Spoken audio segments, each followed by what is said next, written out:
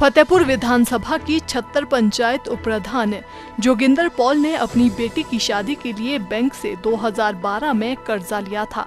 Joginder Paul का दुर्भाग्य है कि 2013 में वे बीमार हो गए। बीमारी भी ऐसी कि वे बैंक का कर्जा चुकाने में असमर्थ होते चले गए। जोगिंदर पॉल के परिवार में उनकी पत्नी, एक बेटा और एक बेटी है। बेटी की शादी हो चुकी है। जोगिंदर पॉल की ईमानदारी भी ऐसी कि पंचायत में हर बार चुनाव जीतने के बावजूद भी कभी खुद के लिए किसी सरकारी सुविधा का लालच नहीं किया। जोगिंदर ने हमेशा दूसरों की भलाई करना अपना कर्तव्य समझा। 76 पंचायत प्रधान सलोचना देवी ने कहा कि जोगिंदर पॉल पिछले 15 सालों से पंचायत चुनावों में जीतते आ रहे हैं और हमेशा गांव की भलाई के लिए जोगिंदर पॉल ने कार्य किया है। उन्होंने कहा कि बीमारी के चलते उन्होंने अपनी बेटी की शादी के लिए बैंक से कर्जा लिया था, जिसे वे नहीं चुका पा रहे हैं। उन्होंने कहा कि जोगिंदर पॉल की हालत इतनी गंभीर है कि वे आईसीयू में भर्ती है और रिश्तेदारों व गांव वासियों की मदद से इलाज करवा रहे हैं। पंचायत प्रधान ने सरकार व प्रशासन से जोगिंदर पॉल की आर्थिक मदद करने की गुहार लगाई है।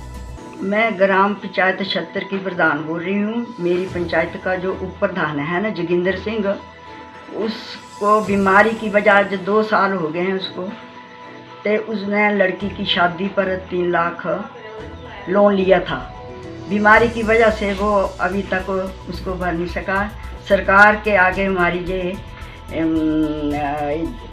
विनती है, अरदास है कि इस वक्त वो बिल्कुल बीमारी की वजह से ये हो गया, उसका ये कर्ज लोन माफ़ होना चाहिए।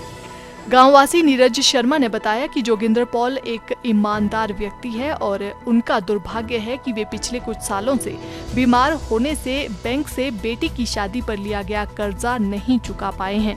उन्होंने सरकार व प्रशासन से अपील की कि ऐसे ईमानदार और दूसरों की मदद करने वाले शख्स की मदद की जाए। उन्होंने सरकार व प्रशासन से मांग की कि जोगिंदर पॉल का बैंक का कर्जा माफ किया जाए।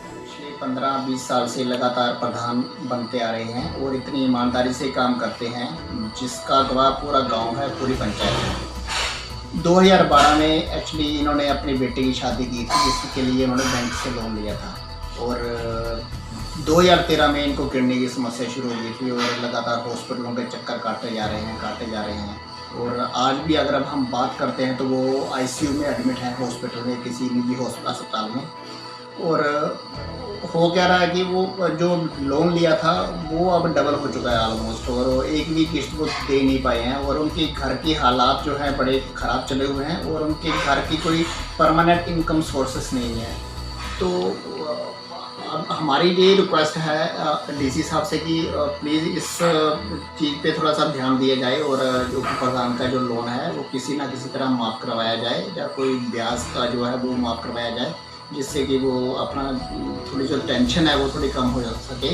और इस बीमारी से बाहर निकलने के लिए गांव वाले और उनके जो रिश्तेदार हैं काफ़ी हेल्प कर रहे हैं, बट जो लोन की समस्या है जो उन्हें सता रही है, इससे उनको निजात मिले।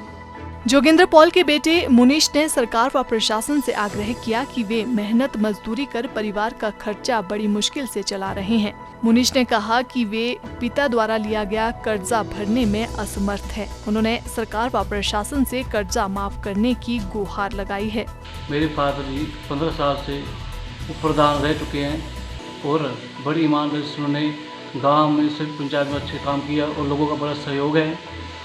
परंतु मेरे फादर जी को किडनी के पेशेंट हैं, वो 2013 से बीमार हैं।